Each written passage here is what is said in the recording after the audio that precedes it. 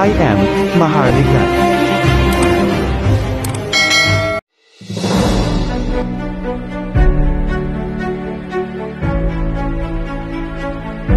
Assalamualaikum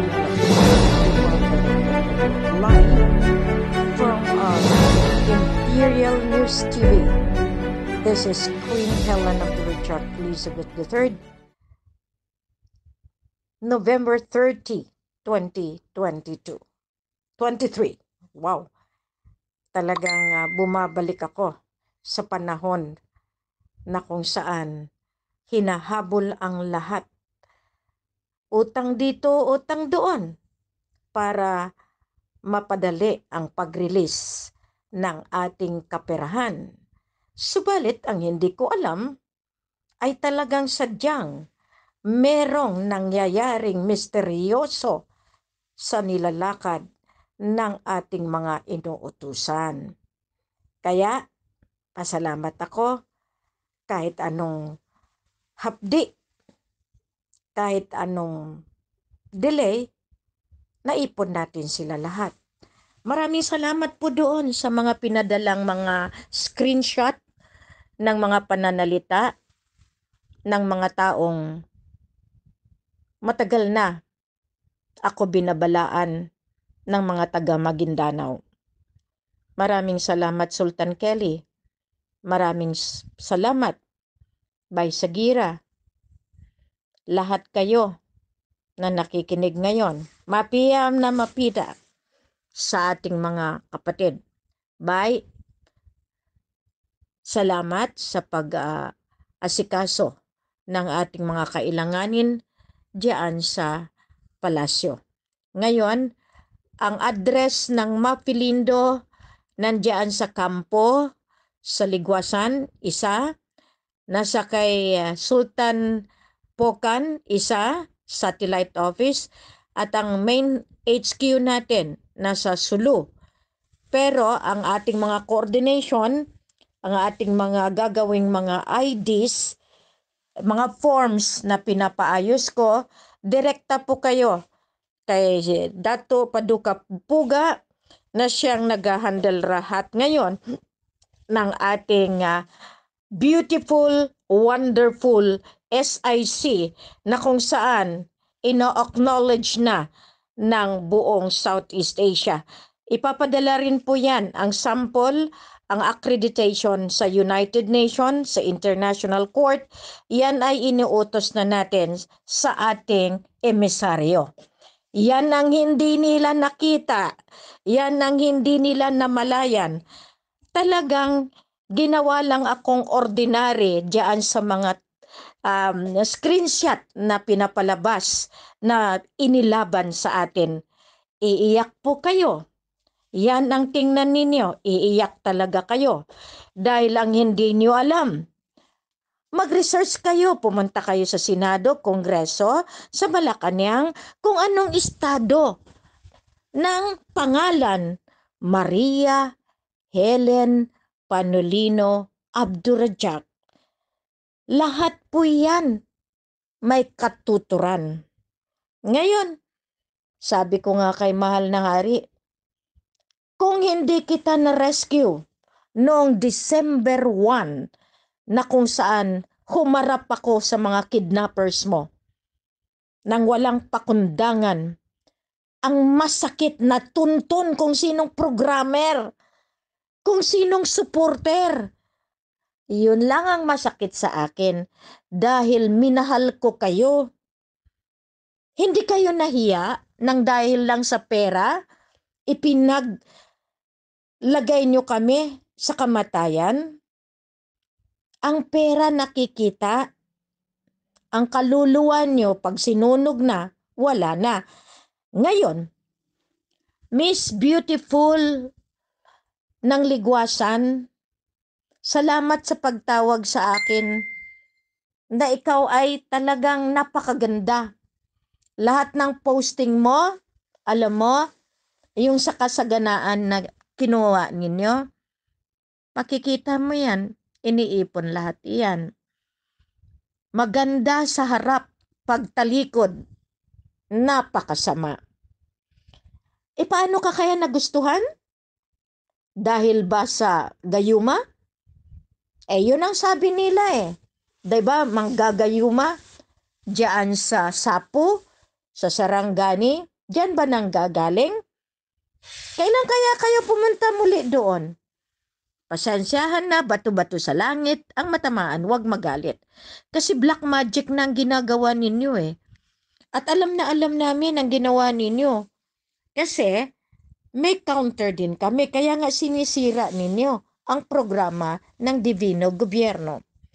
Kaya nga sabi ko, yung diyan sa sa isla ng Humonhon, yung mga miners, yung mga nagmimina dyan, mag-ingat kayo. Yung mga nagdemolish sa Lapu-Lapu, emisaryo, pakinggan mo ako. Lahat ng mga maliliit na tao na ginagamit ang kapulisan. Ang pulis galing sa PC, Philippine Constabulary, ginawa po yan ng dahil sa Tripoli Agreement. Lahat po yan galing sa pistok. Ngayon, walang kwenta ang pistok dahil dyan sa ginagawa ng kapulisan. Anong maganda kaya dyan? Dissolve na para matapos na, kasama na itong RAF ni Pilota. I-dissolve lahat iyan, ang papo, dahil siya ang ginamit, siya ang kinikilala, di ba?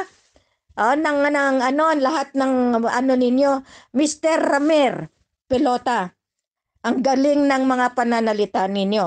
Maalala mo yung during the event? Maalala mo kung gaano kakayabang? Maalala mo kung paano kayo magsalita sa harap ni Queen? Ngayon pinatunayan nyo lang. Ang mga Ramir Pilota.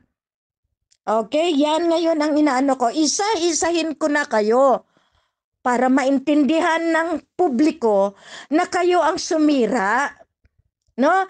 Lahat ito ang RAF inangkin ninyo, por Diyos por Santo. Ang special order inangkin ninyo dahil isurrender ninyo sa totoong lakay.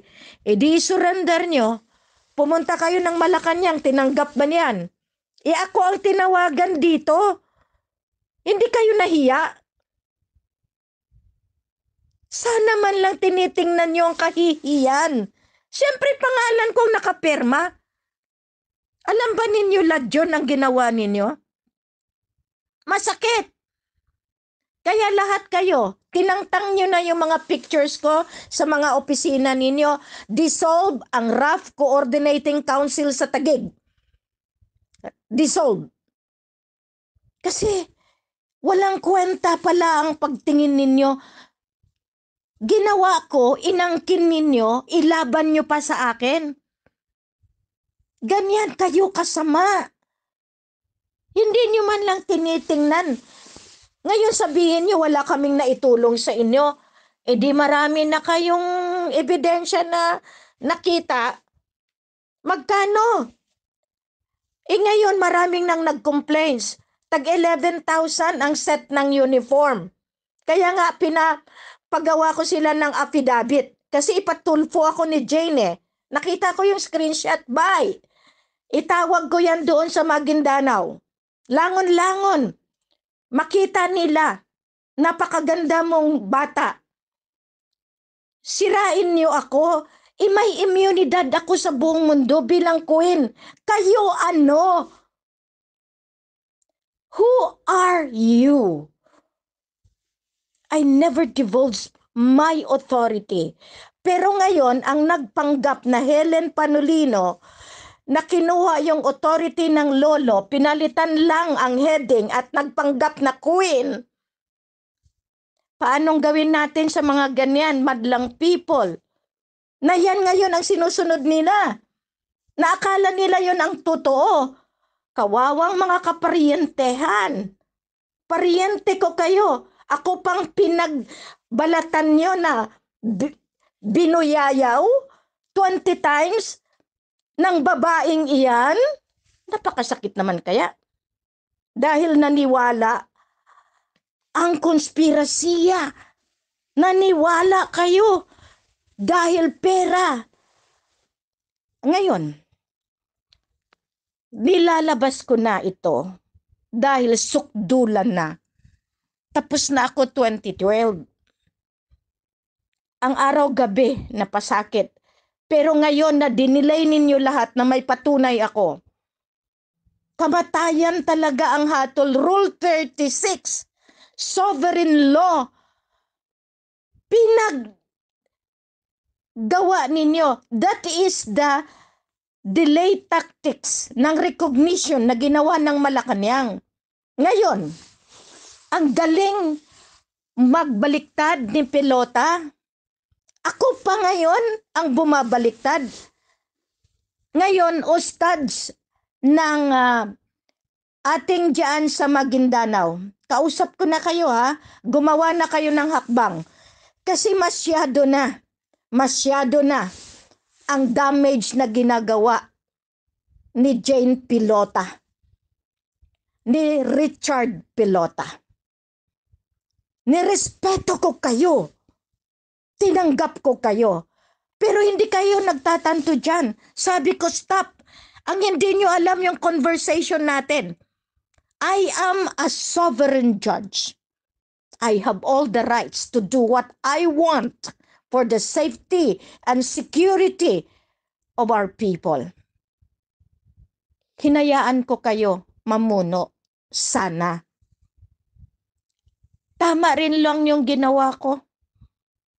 Na hindi ko ibinigay sa inyo lahat ang sikreto. Kaya nga sinabi ko kay Sultana Madeline, happy birthday Sultan Jerry Silab.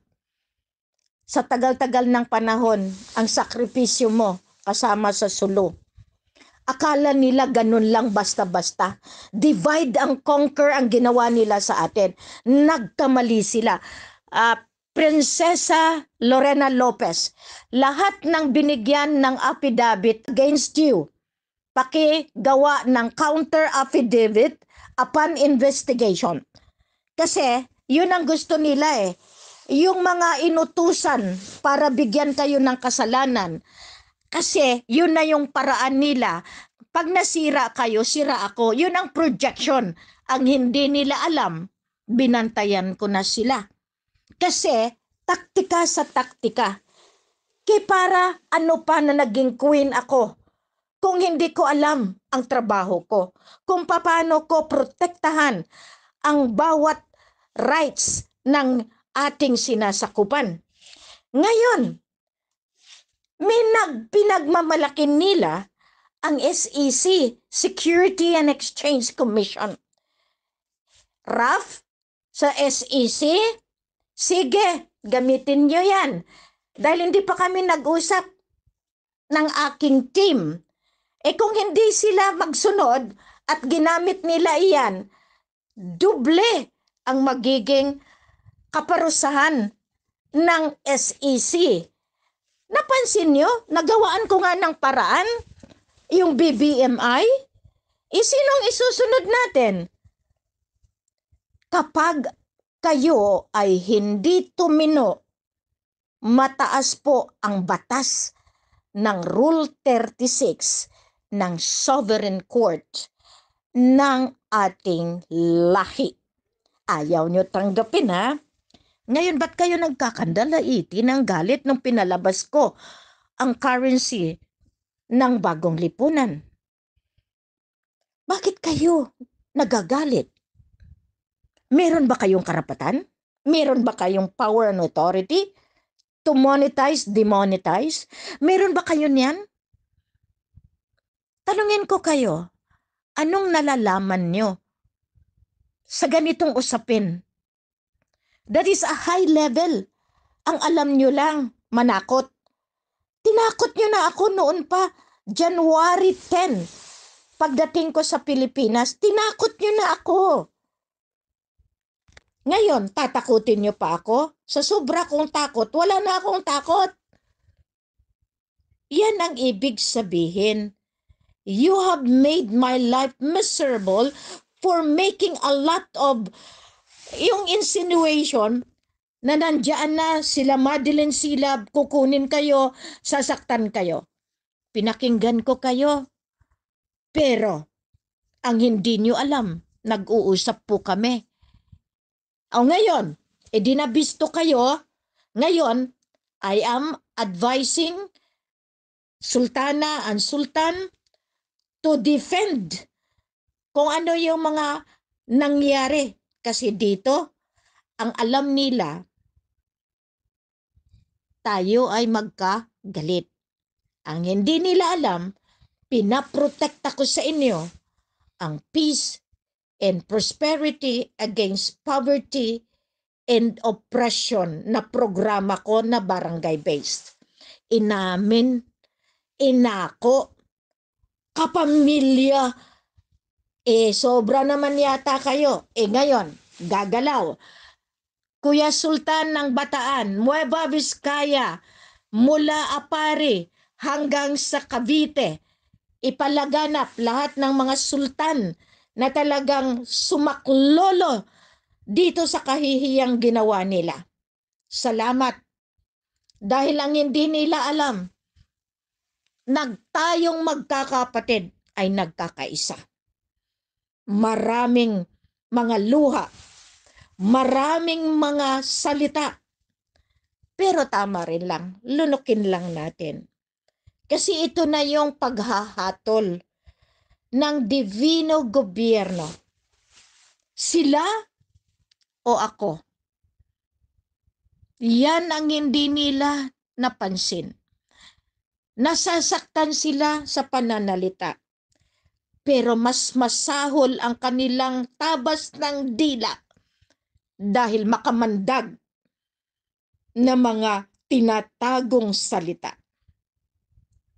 Hindi nila alam, isang salita nila tumbok ko na. Pero mas maganda pa rin yung hindi pinapakita na alam natin. 2021, mula nung nangyari lahat, nakaantabay na po kami. Alam namin na iyan ay isiseres ng mga taong mga mapagkunwari, mga taong ganid sa kapangyarihan at ng ating kayamanan. Mapalad tayo. Kaya pinasasalamatan ko lahat. Lahat itong nangyari ay nakatakda rin. Nakatakda ang isang katulad nila para gumanap sa istorya ng divino gobyerno.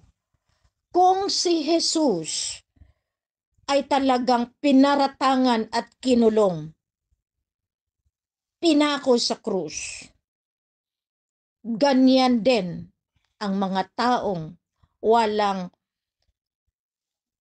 puso umatake sa mga taong tumutulong sa kapwa.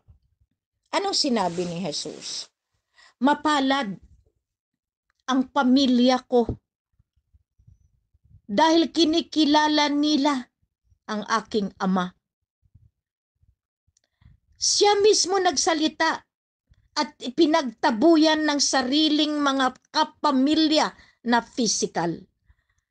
Pero anong sinabi ni Jesus? Ang aking pamilya ay ang kumikilala sa aking ama sa kalangitan. Kayo, inakay ko kayo ng ilang taon. Niyakap ko kayo. Pero ngayon, ako pang baliktad. Di bale, baliktad naman talagang paningin ninyo eh. Tingnan nyo nga itsura nyo, di ba baliktad? Salamat. Ngayon nagkagalit kayo sa akin.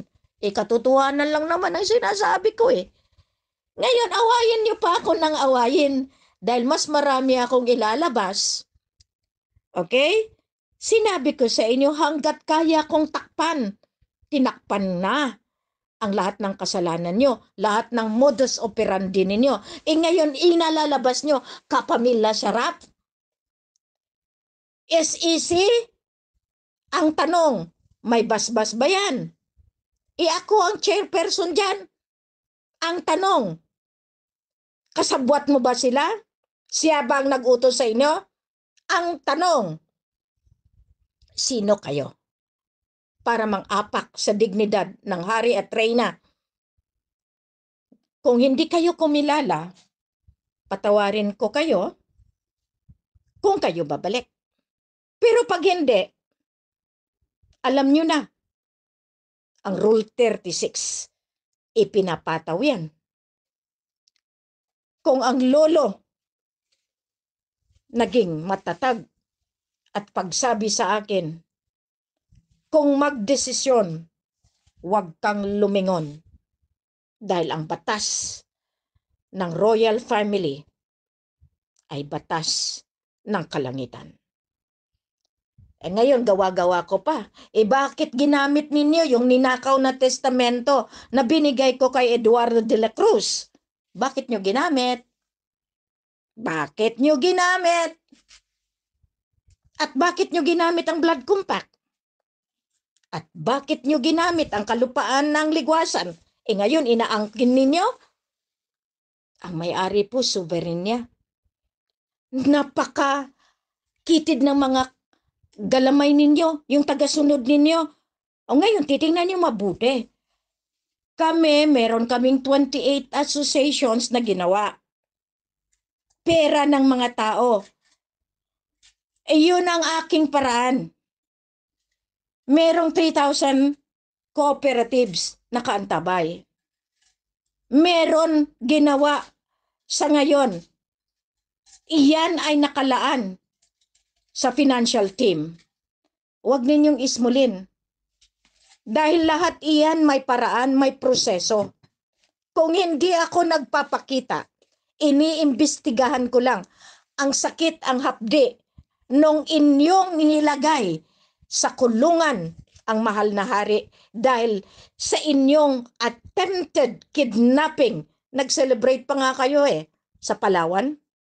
Hindi kayo nahiya? Hindi kayo mahiya? Napakawalang hiya na nyo pag hindi nyo pa nararamdaman. Ngayon, puro na lang kayo threat sa amin. Yan ang naging dahilan. Ngayon, baliktarin nyo kami kasi hindi nyo kami maabot, dahil hindi nyo kami magamit, dahil hindi nyo kami mamanipula. May utak si Queen. Mas mainam na yung dalawa na lang kami ni Kuya Raja. Wala kaming problemahin. Kahit saan kami pumunta, pumupunta kami ng Johor, pumupunta kami ng saan-saan. At least kami lang. Hindi yung nakabalandra. Sinabi ko sa inyo, ngayon di lumabas yung talagang tunay na kulay. Ipag-aari pala kayo ng rap ni Pilota di doon kayo. Kaya Ramer Pilota, huwag kang masyadong mayabang please. Kinalaban mo na ako noon. Pero at least nakita ninyo. Kaya nga dinala ko sila Madeline para makita ko kung sino kayo. Kasi diyan makikita, matitimbang ko kung paano ang susunod na hakbang. Dahil kung hindi ko kaya solusyonan ang sariling bahay ko, paano ko masolusyonan ang problema ng sambayanan? Ay, congratulations, Emisario, our dear little president. Thank you very much for all the efforts. And I thank all the Congress, the Senate. I thank all the Supreme Court of the world for abiding to the laws of the sovereignty. I thank the United Nations. I thank each and everyone who listened to this mission, who listened to my voice, and I appreciate that the mission of the new generation has borne fruit. I appreciate very much the help of my grandfathers, grandmothers, all the elders that belong to the light. Thank you, our elder in America, for recognizing the true Exodum. I thank the grandfather in Sulu for calling me just to listen, because the world is already knowing the imperial sovereign bank of the Lupasug Empire. Greatness, mabuhay, masalam.